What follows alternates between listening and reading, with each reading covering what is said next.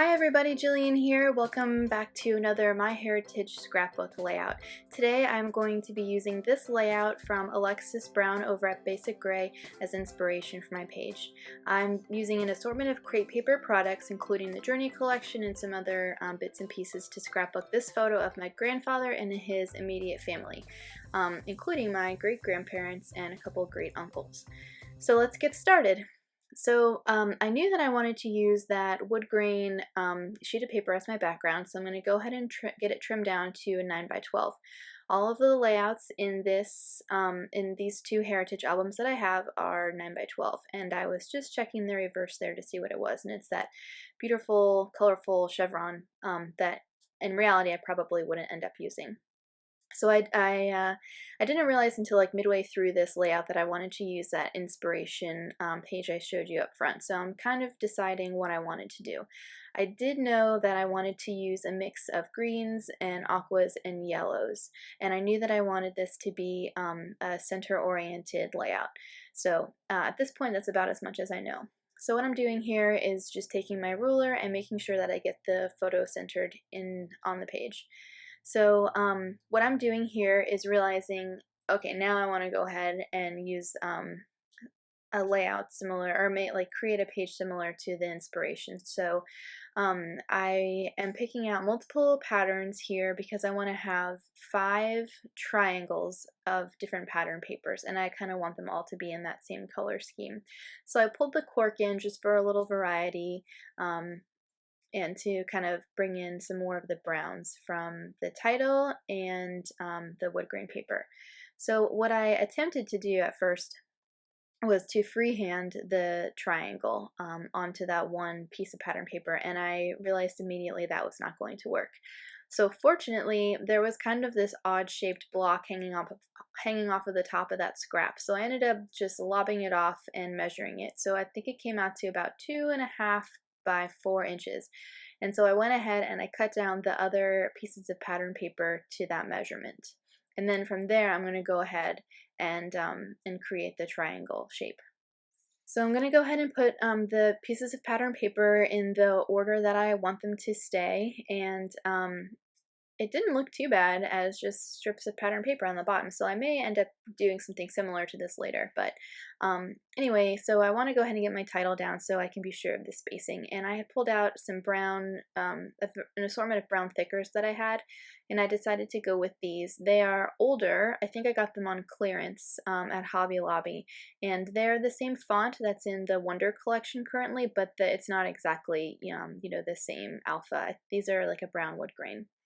I'm also using these tile alphas to go ahead and record the year this photo was taken. Those are I got those at Joann's a while ago. I think it was maybe $1 or $2 for that pack. And then I'm pulling out the open road chipboard sheet here to see which embellishments I want to use.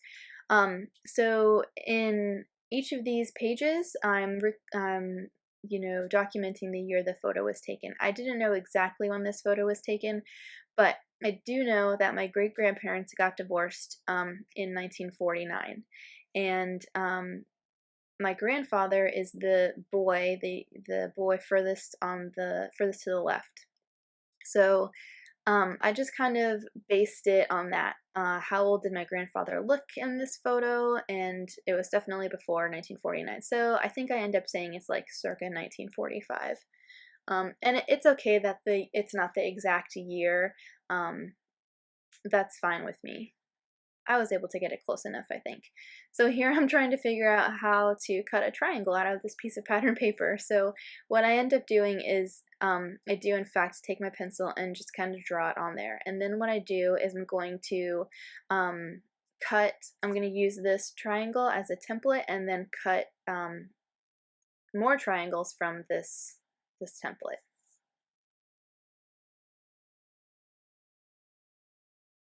Okay, so now that I have them all cut out, I'm just going to arrange them in the order that I want them to go. So and then what I'm going to do is kind of tape them all together so that it becomes one piece.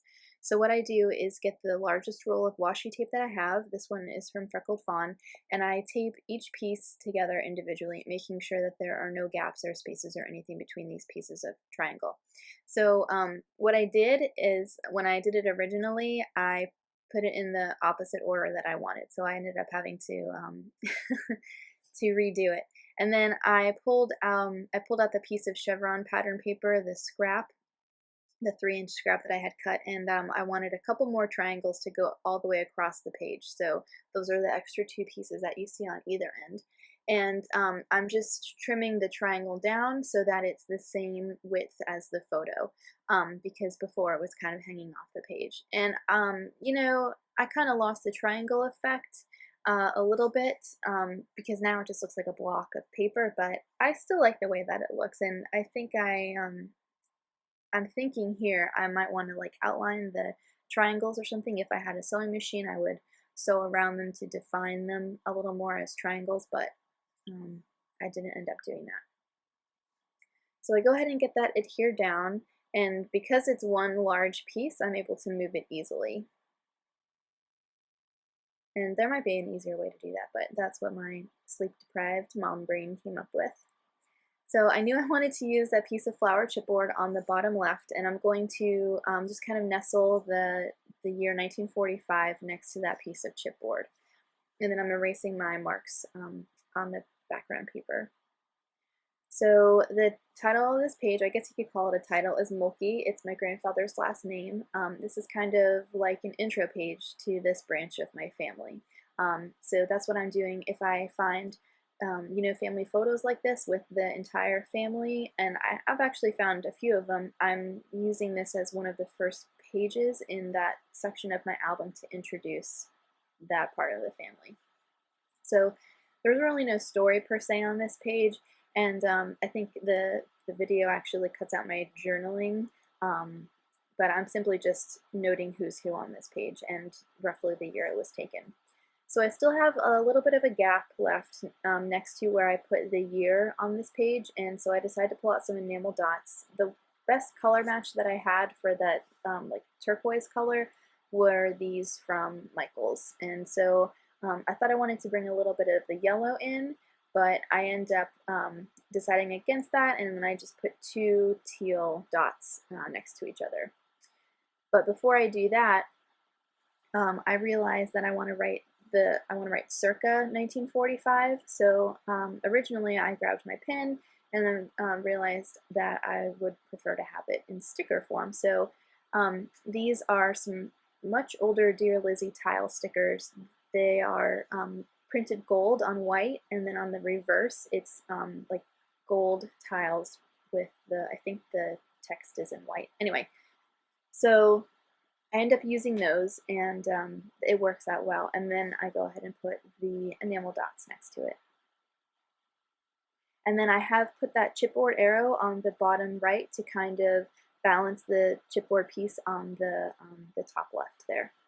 And now I'm deciding that I want to bring some more color up to the top. It feels very brown. So I have that scrap of the cloud pattern paper from the Journey collection that you see up at the top, and that's what I end up using. So I just put some adhesive on the back of the layout, and then I adhere, or I make like a very thin border on the page. I end up repeating it on the bottom too, also. And it might hang out over my page protector a little bit, but it can't be more than a 1/4 inch, if that.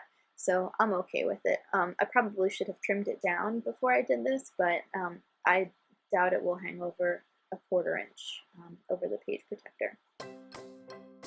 So here's my layout. What you missed was me journaling along the bottom. It simply just says pictured left to right is Coy, Clifford, Ruth, Robert, and Maurice. And then I have some close-ups for you. Thank you guys so much for watching. I hope you enjoyed this layout. If you have any questions, just leave me a comment below or give me a thumbs up if you'd like to see more. Thanks for watching, and I'll see you again soon.